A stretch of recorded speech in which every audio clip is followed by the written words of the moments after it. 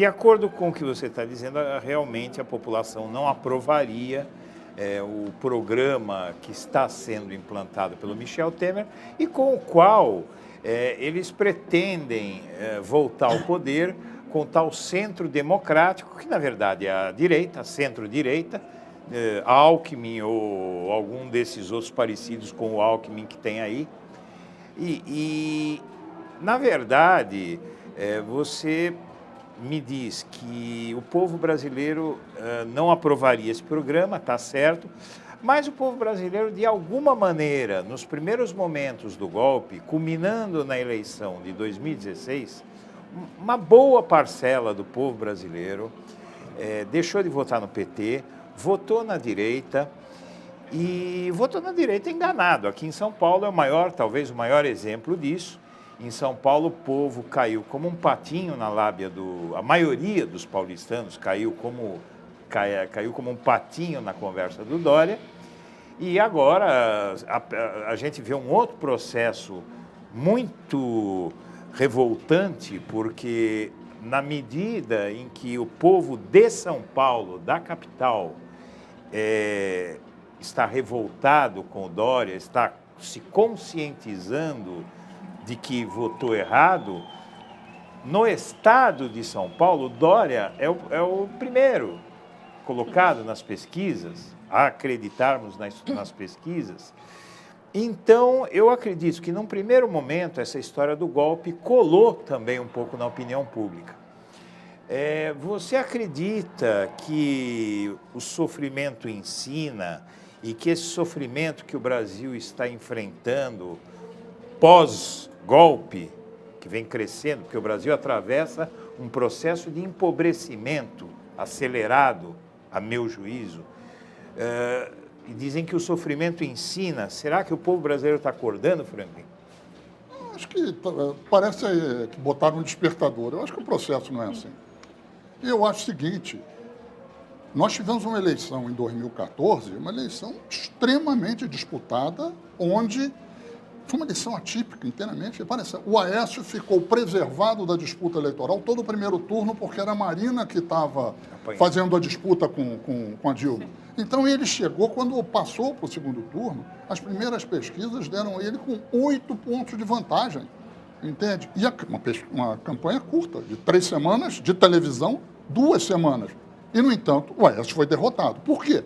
Porque se fez a disputa do que tinha que se fazer, que é o seguinte: para onde vai o Brasil? Ele vai mudar mais ou ele vai voltar atrás? Na hora que fez essa disputa, você teve um despertar na sociedade, um conjunto de forças, entende? Políticas que entenderam o seguinte: está em jogo se nós vamos continuar a ser inclusivos, democráticos, respeitados internacionalmente, ou nós vamos voltar a ser uma republiqueta de segunda categoria, como eles querem, onde o povo não tem vez, não tem voz, só pode ser vira-lata. E se ganhou essa eleição numa disputa política extremamente importante. Eu não sei por quê, fim da eleição, ao invés de se entender que, primeiro, tinha uma situação política extremamente delicada, grave, que tinha se obtido uma vitória extraordinária, mas que era necessário avançar.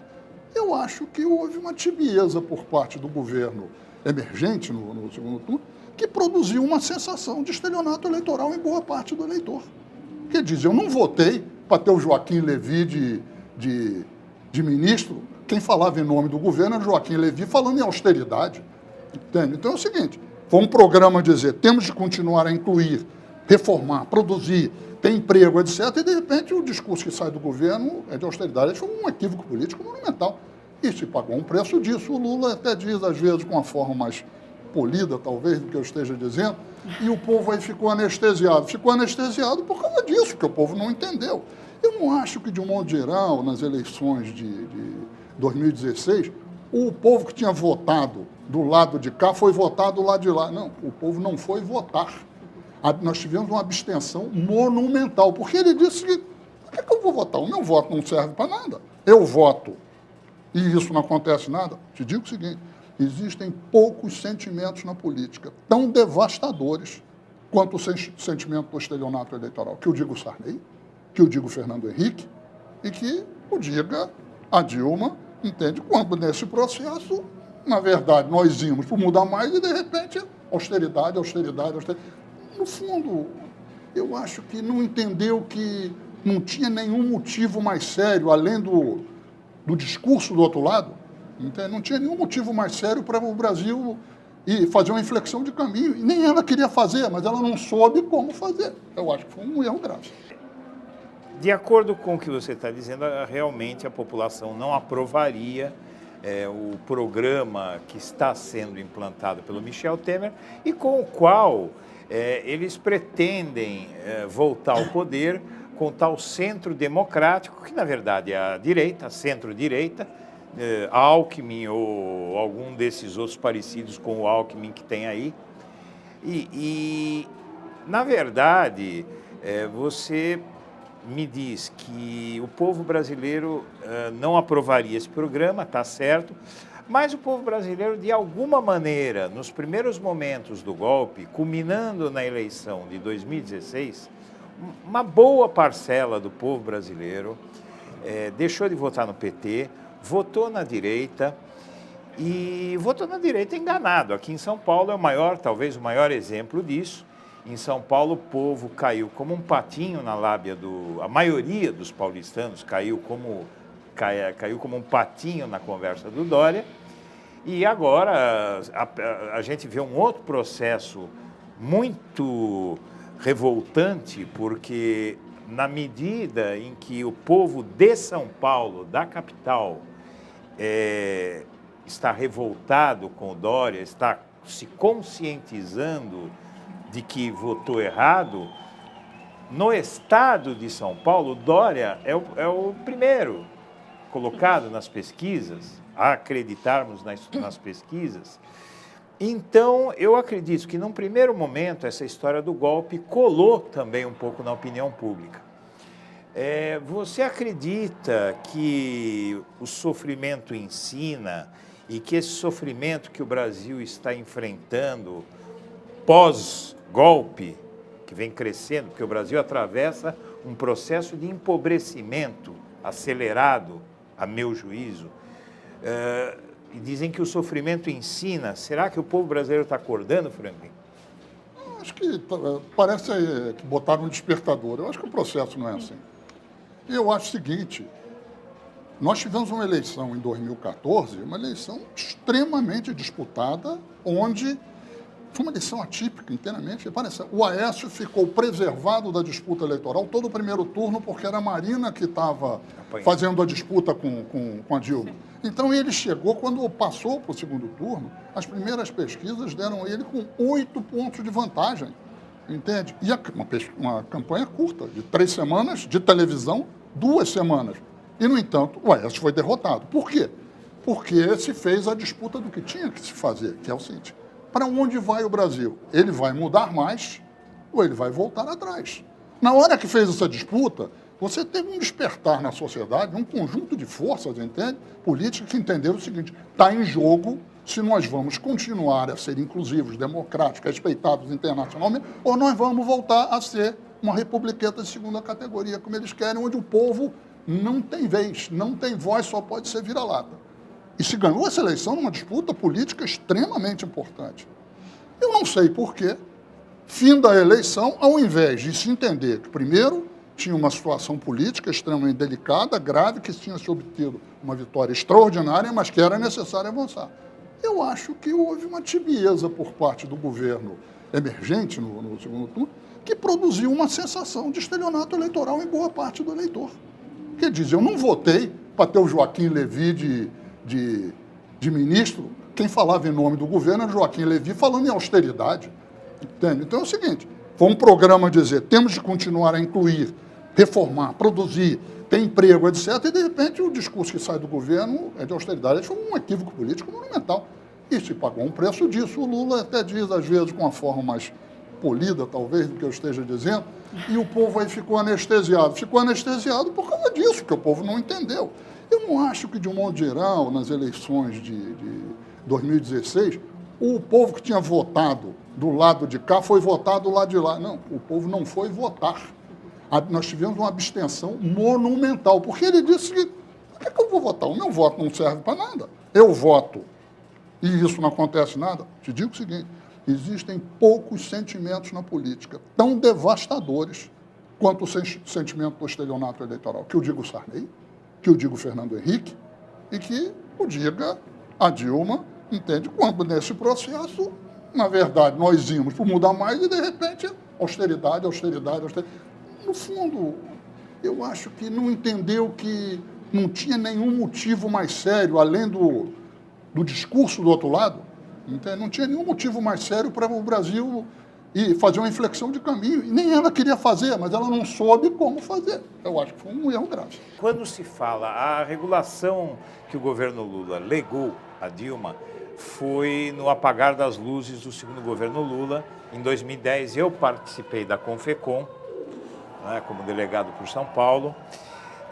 Agora, eu fiquei me perguntando de uns anos para cá, até que ponto a regulação da mídia é essa panaceia na qual transformaram, usaram inclusive o exemplo da Argentina e o termo do processo regulatório na Argentina, que foi a Lei de Medios, que traduzindo para um bom português seria a Lei da Mídia, vamos dizer assim. A Lei da Mídia seria a panaceia para todos os nossos problemas políticos por colocar a mídia numa situação de igualdade, pelo menos, com a sociedade, permitir vozes dissonantes. Muito bem. A gente conhece o que foi feito na Argentina, é considerado um dos projetos mais avançados do mundo, o projeto de regulação da mídia argentina. Foi elogiado na ONU, inclusive. Aqui no Brasil foi vendido para a população como um processo de censura, uma grande luta, foi difícil de aprovar. E aí começou a funcionar, começaram a se conceder concessões para outros agentes, para outros grupos menores, e começou a pluralizar tal. Eis que muda o governo na Argentina e tudo é desfeito com um estalar de dedos e mais. A regulação não impediu que a população fosse enganada e votasse errado, porque o Macri lá, ele é um candidato que claramente ele pretendia ir na linha do Temer aqui. Então, eu acho que a regulação da mídia é extremamente importante, mas desde que a gente engendre uma fórmula de que ela seja efetiva. Porque, além de não ter impedido que a mídia, o que restou da mídia, pelo tamanho do que restou da mídia, conseguisse fazer tudo aquilo, ainda desfazer o que foi feito foi de uma facilidade tão extrema que a gente se pergunta, toda aquela luta para implantar foi destruído assim. Permita-me discordar de você, eu não tenho a visão de que a regulação dos meios eletrônicos de difusão é uma panaceia. Eu acho que ele é uma necessidade para a democracia. Se alguém acha que isso vai resolver todos os problemas, eu digo, os problemas são muito mais complexos, entende?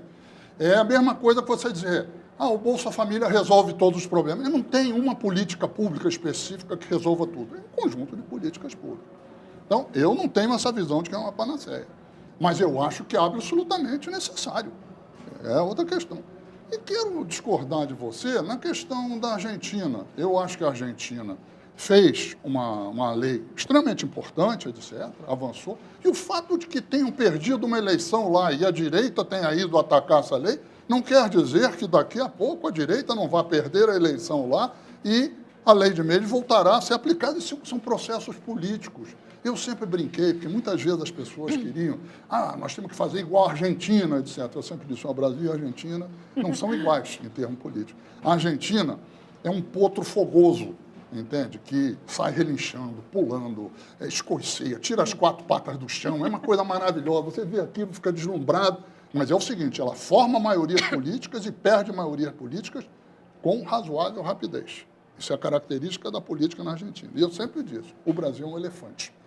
Ele não tira as quatro patas do chão, ele não escoceia, ele não relincha, ele não sai pulando cerca, etc. Porque se ele tirar mais do que uma pata do chão, ele é tão grande que ele quebra a pata. Então, as transformações no Brasil são lentas e os acúmulos são lentos. São países com processos diferentes.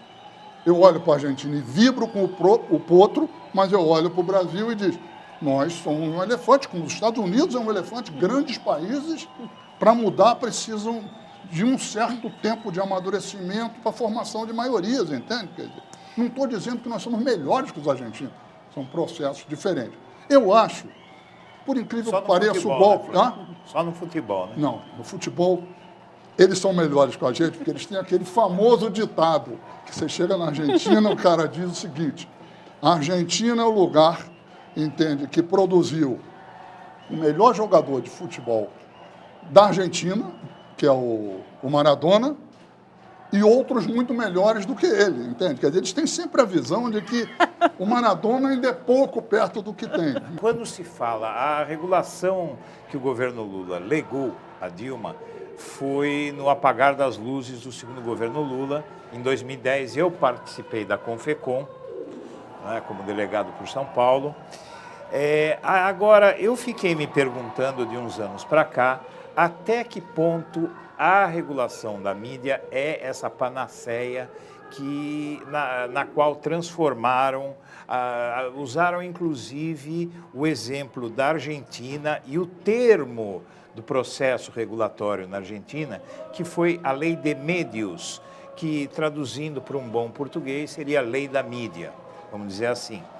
A Lei da Mídia seria a panaceia para todos os nossos problemas políticos por colocar a mídia numa situação de igualdade, pelo menos, com a sociedade, permitir vozes dissonantes. Muito bem. A gente conhece o que foi feito na Argentina, é considerado um dos projetos mais avançados do mundo, o projeto de regulação da mídia argentina. Foi elogiado na ONU, inclusive. Aqui no Brasil foi vendido para a população como um processo de censura, uma grande luta, foi difícil de aprovar. E aí começou a funcionar, começaram a se conceder concessões para outros agentes, para outros grupos menores, e começou a pluralizar tal. Eis que muda o governo na Argentina e tudo é desfeito com um estalar de dedos e mais, e mais. A regulação não impediu que a população fosse enganada e votasse errado, porque o Macri lá, ele é um candidato que claramente ele pretendia ir na linha do Temer aqui.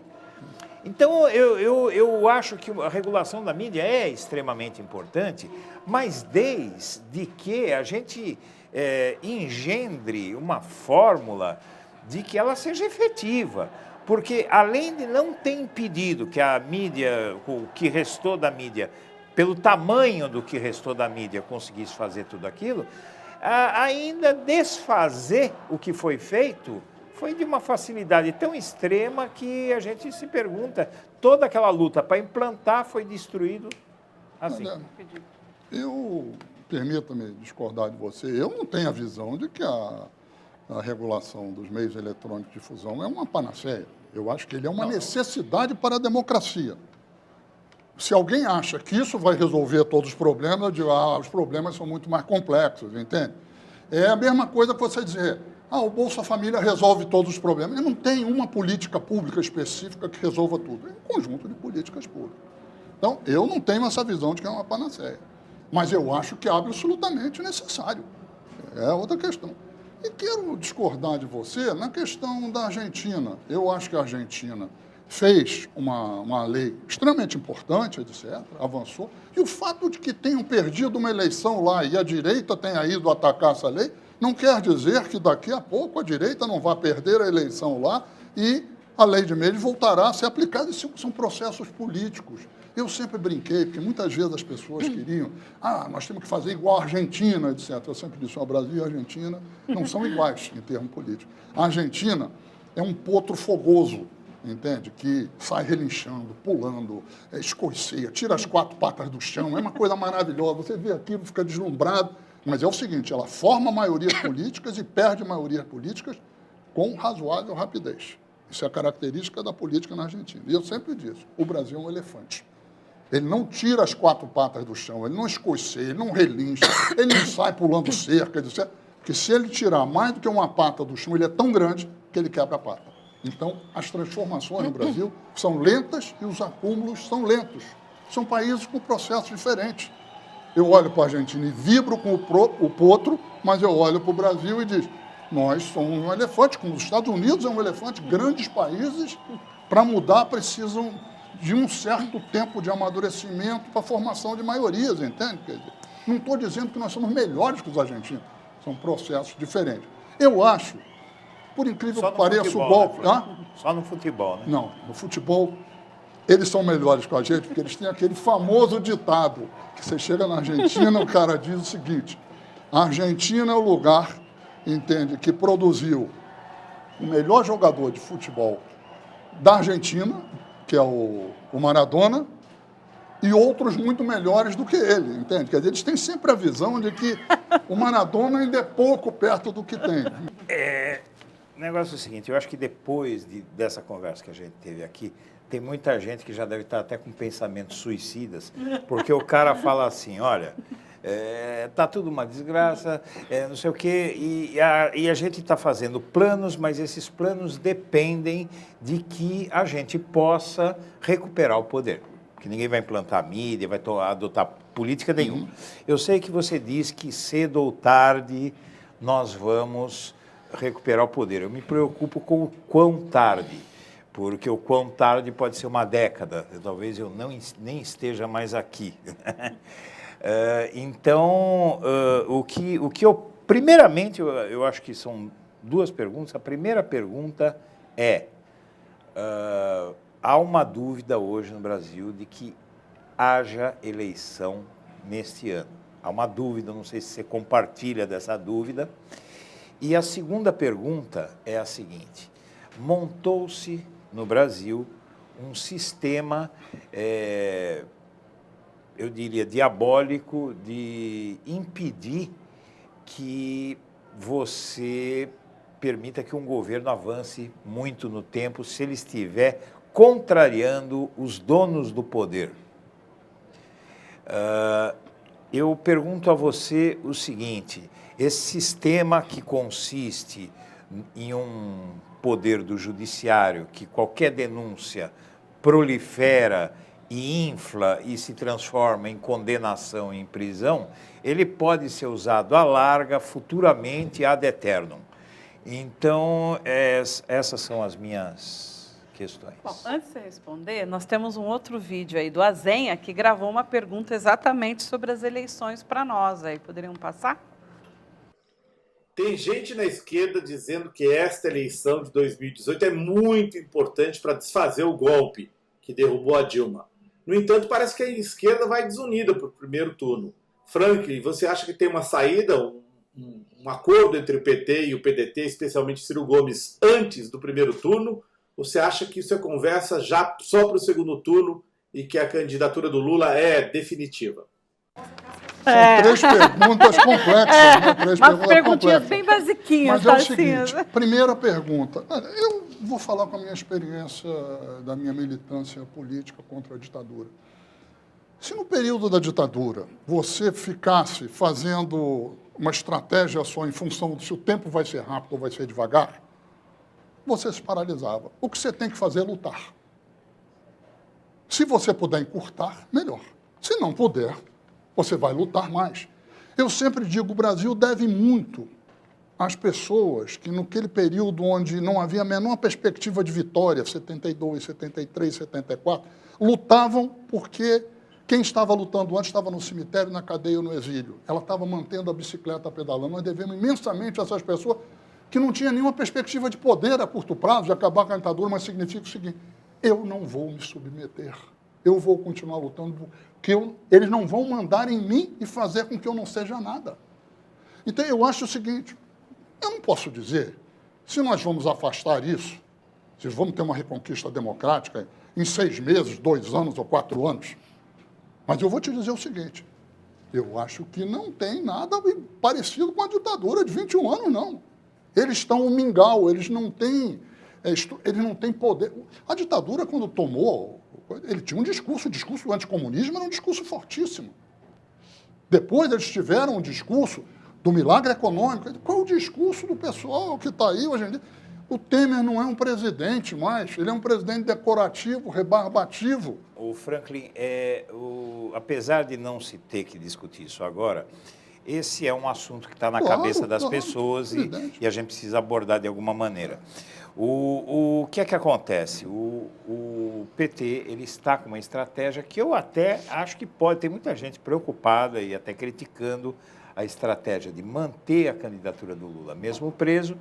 Eu acho que essa estratégia tem a sua lógica, porque impede que o presidente Lula se dilua e que ele vire ar. Que eu não acho que acreditaria, mas o potencial dele pode sofrer um abalo e isso não seria bom para a esquerda. Então a gente mantém, não é, a população mobilizada em torno dele. Agora, não, e mais do que isso. Não faz o serviço sujo que o outro lado, se quiser investir contra a candidatura do Lula, é que terá de fazer. Nós não temos que nos antecipar.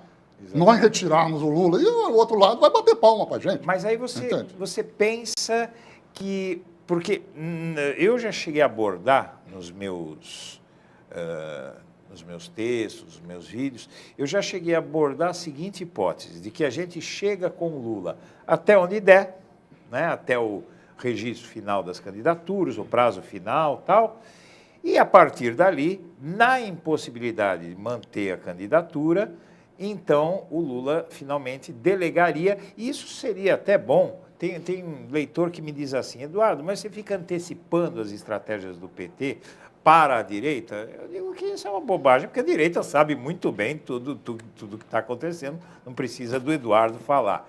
Mas o que é que acontece? O PT, ele chega até aquele momento e aí o Lula vai finalmente dar o voto dele, a recomendação dele para quem for, porque tudo vai depender do Lula. O Lula é senhor da eleição. A gente tem que valorizar essa estratégia, eu sempre digo, porque hoje o Lula é senhor da eleição. Na mão dele está para onde vai a eleição. Aí eu queria a sua análise desse contexto. É extremamente difícil a gente ficar num quadro como o de hoje, analisando algo daqui a 4 meses, entende? Eu acho que a estratégia que o Lula e o PT estão seguindo, que é o seguinte, ele é candidato, vai para a convenção, será inscrito como candidato, etc. Ou seja, o outro lado terá de fazer a agressão, não tem porquê. Então, eu acho que tem que fazer, tem que lutar por isso, e eu acho que o outro lado pagará um preço monumental por isso. Mais 3 meses nós veremos. Pagará um preço monumental por isso. Aí você diz, mas se não der... Eu acho que no momento adequado terá de se pensar. Eu não sou a favor de dizer assim, então, não queremos eleição, não. Nós queremos usar a eleição para a reconquista da democracia. Eu acho que terá de se encontrar uma forma. Uma vez perguntaram ao Franklin Roosevelt, quando começou a Segunda Guerra Mundial, os Estados Unidos, não começou, quando os Estados Unidos entraram na Segunda Guerra Mundial, ele sempre conversava com a imprensa e perguntaram para ele, presidente, o senhor vai continuar falando com aquela franqueza toda que o senhor fala nas nossas conversas em off? Ele disse, agora não. Agora nós estamos em guerra. Eu não posso falar algo que vá dar vantagem e conforto ao meu inimigo, antecipando uma estratégia de guerra. Isso eu não posso fazer. Eu te responderia assim, eu acho que nada que vá dar conforto e vantagem ao inimigo deve ser antecipado. Agora, é evidente que tudo isso deve ser discutido, porque o fundamental é ganhar a guerra.